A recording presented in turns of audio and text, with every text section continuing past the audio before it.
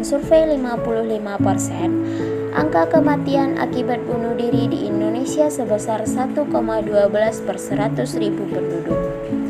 Menurut Bank Dunia, jumlah penduduk Indonesia pada tahun 2018 adalah 267,1 juta jiwa. Ini berarti ada 2.992 kematian akibat bunuh diri di tahun tersebut. Peneliti di Badan Kebijakan Pembangunan Kesehatan, Yuslali Usman, mengatakan dugaan angka bunuh diri sebenarnya lebih tinggi dari data resmi itu sendiri. Mengingat SRS mencatat lebih banyak kematian daripada yang tercatat di sistem admin kependudukan. Selain itu, di Sumatera Barat, terlebihnya di Kota Padang, terdapat beberapa kasus bunuh diri, terutama di kalangan mahasiswa, seperti yang terjadi aksi bunuh diri yang dilakukan oleh mahasiswa yang ditemukan sudah tak bernyawa di kamar kosnya sendiri. Untuk itu, kita perlu mengenali beberapa penyebab dari bunuh diri itu sendiri.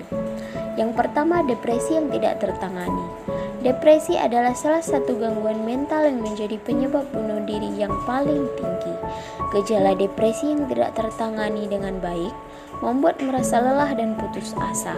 Selain itu, stres dan depresi sering membuat seseorang menyesali hidupnya dan berpikir bahwa tidak ada orang yang sayang padanya. Yang kedua, perilaku impulsif. Impulsif artinya melakukan sesuatu berdasarkan dorongan hati. Perilaku ini membuat ia melakukan segala sesuatunya secara spontan.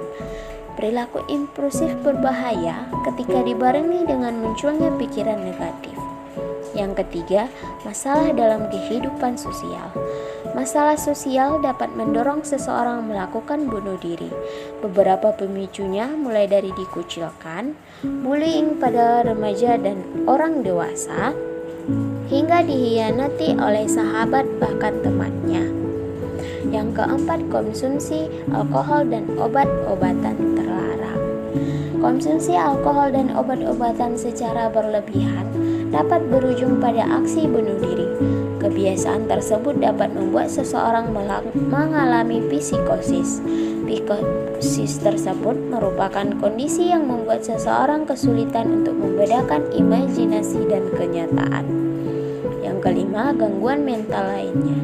Sebuah studi dalam jurnal Psychological Autopsy menjelaskan bahwa terdapat satu atau lebih diagnosis gangguan mental pada 90% orang yang bunuh diri. Yang keenam, pengalaman buruk yang memicu trauma. Trauma yang terjadi pada masa kecil dapat berbentuk di dalam awas sadarnya, sehingga seseorang pada akhirnya akan merasa kesulitan untuk keluar dari trauma tersebut. Untuk itu, kita perlu mengenali beberapa tanda orang yang ingin bunuh diri. Yang pertama, sering membicarakan kegelisahan yang dialaminya. Yang kedua, sering membicarakan tentang kematian. Yang ketiga, merasa putus asa dan tidak memiliki gairah hidup. Yang keempat, mudah marah secara tiba-tiba. Yang kelima, kehilangan nafsu makan hingga berat badan berkurang. Yang keenam, sulit tidur dan kerap merasa sedih, cemas, atau stres. Yang ketujuh, menarik diri dari aktivitas sehari-hari dan orang lain, termasuk keluarganya. Yang kedelapan, menyimpan atau menggunakan obat-obatan terlarang. Untuk itu, kita perlu mengetahui beberapa cara untuk mencegah bunuh diri. Yang pertama, ajaklah orang tersebut berdiskusi dan jadilah pendengar yang baik. Yang kedua, bantu selesaikan masalahnya semampu yang kita bisa.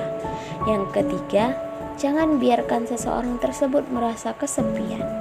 Yang keempat, ajak ia untuk menemui psikolog atau psikiater. Orang-orang profesional di bidangnya tentu akan amat sangat membantu orang-orang yang ingin bunuh diri tersebut.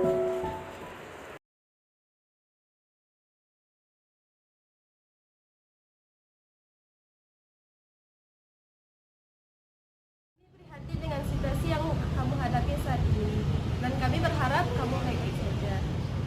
Jika kamu sedang mengalami kesulitan, ada beberapa masukan yang kami harap dapat membantu kamu yang sedang mengalami kesulitan. mahasiswa dalam mengatasi kesulitannya. Di sini yang pertama yaitu mencari bantuan profesional dengan menghubungi psikolog dan psikiater. Kedua, dengan mencari atau menghubungi orang terdekat seperti keluarga, teman, dan lain sebagainya yang dapat dipercaya. Ketiga, dengan menjaga keseimbangan tubuh seperti dengan melakukan hobi yang disukai. Keempat, dengan mencari dan ikut serta dalam grup dukungan.